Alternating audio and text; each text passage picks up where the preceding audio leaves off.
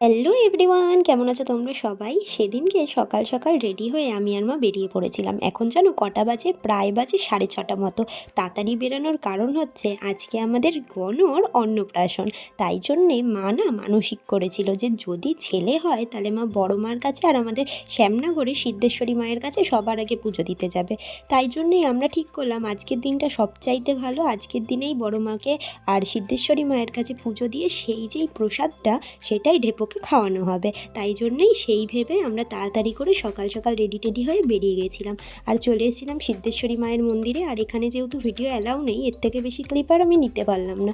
আর এখানে যেন খুব নিষ্ঠার সঙ্গে আমরা মাত্র 3জন মিলে পুজো দিয়েছি ফাঁকায় ফাঁকায়, যেহেতু এত সকাল ছিল আর কি। আর সিদ্ধেশ্বরী মায়ের কাছে পুজো দেওয়া কমপ্লিট হলে আমরা ট্রেন ধরবো বলে স্টেশনে চলে যাই। আর সেখান থেকেই আমাদের মাত্র 2টো স্টেশন পরেই রয়েছে নৈহাটি। নৈহাটি এসে তাড়াতাড়ি করে মায়ের জন্য জবা ফুলের মালা নিয়ে নিই। আর মা না খুব আফসোস করছিল, আমাদের বাড়িতে এত জবা ফুল হয়, আমরা আজকে আনতেই ভুলে গিয়েছি একদম। তারপরে চলে এসেছিলাম এই দেখো মায়ের নতুন মন্দিরে। আর আমরা আস্তে আস্তে বেজে গিয়েছিল ওই 8:30 মতো, কিন্তু তার মধ্যেই লাইন চলে গিয়েছিল একদম ফেরিঘাট অবধি।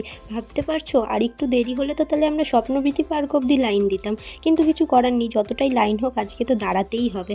আর লাইনে দাঁড়িয়েছিলাম, এত গরম ছিল বাবারে বাবা, আমরা দাঁড়ানোর সঙ্গে সঙ্গেই পিছনে আরও লম্বা লাইন পড়ে গিয়েছিল।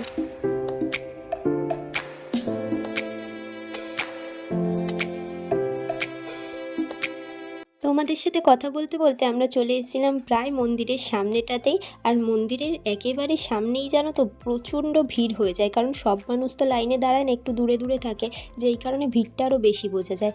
আর তারপরে আমরা চলে এসেছিলাম মায়ের কাছে, মায়ের মন্দিরে। আগে জানো তো ফোন অ্যালাউ ছিল না, কিন্তু এখন ফোন অ্যালাউ করে, তাই জন্যই ভিডিও করেছিলাম। এমন নয় আমি লুকিয়ে লুকিয়ে ভিডিও করেছি, ওপেন করেছি, সবাই দেখেওছে। আর মায়ের যেখানে সিঁদুর আলতা রাখা ছিল সেখান থেকে সবাই নিচ্ছিল, তাই আমরাও নিয়ে নিলাম, মানে মা নিয়ে নিল আর কি। মা 2-3টে বেশি নিয়েছো যে সবাইকে দেবে। আর এরপর এখানে যেন টিপ পরার নিয়মটা আলাদা, অন্য জায়গায় পুরোহিতটা টিপ পরিয়ে দেয়, আর এখানে নিজেদের টিপ নিজেদেরই পরতে হয়। আর আমি নিজের টিপ নিজে পরতে গিয়েই দেখিয়ে দিয়েছি, ভাবো তো। তারপরে যেহেতু বেজে গিয়েছিল প্রায় 11টা মতো, প্রচণ্ড খিদে পেয়ে গেছিলো। আর নৈহাটিতে আসলেই আমরা এই মিষ্টির দোকানটার কচুরি তো অবশ্যই খাবোই, তাই সেখানেই একটু কচুরি খেয়ে নিচ্ছিলাম। ধেপু, ও ধেপু, একটু তাকাও। হ্যালো, আজকে দেবু ভাত খাবে। দেবু ভাত খাবে। কি দিয়ে ভাত খাবে দেবু? মাংস দিয়ে না মাছ দিয়ে, পটল ভাজা দিয়ে, আলু ভাজা দিয়ে, কি দিয়ে খাবে একটু বলো। একটু ধর তো দেবুকে।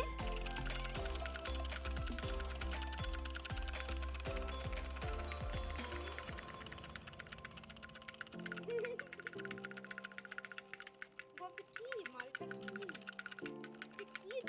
ওরে বাবা, ওরে বাবা, ওরে বাবা। আর এদিকে আমি বসে পড়েছিলাম ওকে একটু সাজাতে। আজকে অন্নপ্রাশন বলে কথা, একটু চন্দন টন্দন দিয়ে তো সাজাতেই হবে, তাই না? টিং টিং টিং।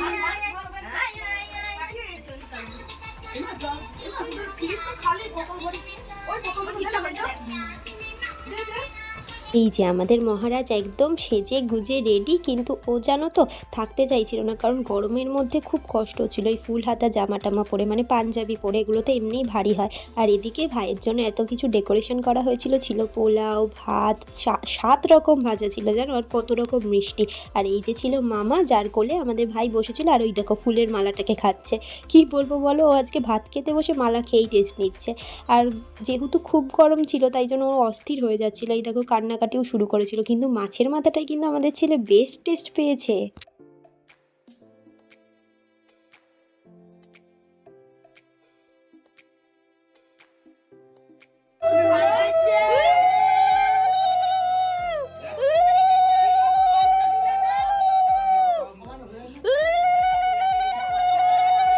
এই গরমে আমরা ঠিক করেছিলাম বেশিক্ষণ ওকে এইভাবে রাখা হবে না, তাড়াতাড়ি করে নিয়ম কাজটুকু করে নেওয়া হবে, কিন্তু তোমরাই বলো একটু একটু নিয়ম কাজ তো করতেই হবে, না হলে কীভাবেই বা হয়। যেই কারণে ও কান্না করছিল, আর সবাই মিলে আমরা ওকে থামানোর চেষ্টা করছিলাম। যেই ছেলে একেবারেই কাঁদে না সেই ছেলে আজকে খুব কাঁদছিল, কারণ গরমটাও অতিরিক্ত পড়ে গিয়েছিল। আর এত লোকজন তো একসাথে কখনো দেখে নাই, এত লোকজন দেখে না একটু ভয় পেয়ে যাচ্ছিল আর কি।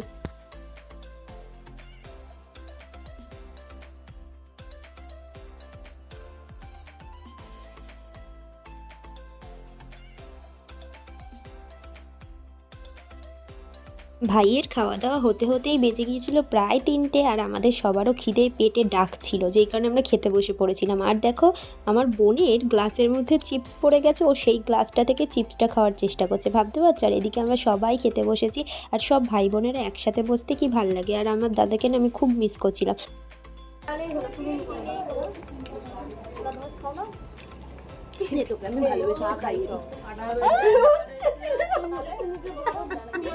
আর তোমাদের বারবার বলছিলাম না, গরমের মধ্যে ভাই এরকম করছিল আর এত লোকজন দেখে কান্না করছিল। এই দেখো লোকজন চলে যাওয়ায় আর ওকে সব খুলে দেওয়ায় কত সুন্দর বড়দাদার কাছে ঠান্ডা হয়ে খেলা টেলা করছিল। আর এটা হচ্ছে সন্ধেবেলা, যখন সবাই চলে টলে গিয়েছিল, আমরা সবাই মিলে ভাইকে নিয়ে একটু খেলা করছিলাম। আর তখন ছেলের কী আনন্দ, তখন ছেলে ঠিক কথা বলছে। আর এরপরেই বাড়ি যেতে হবে। ভিডিওটা কেমন লাগলো অবশ্যই কমেন্টে জানিও, ভালো লাগলে একটা লাইক করো, চ্যানেলটা সাবস্ক্রাইব করো। চলো আজকের মতো টাটা, দেখা হচ্ছে পরবর্তী ভ্লগে।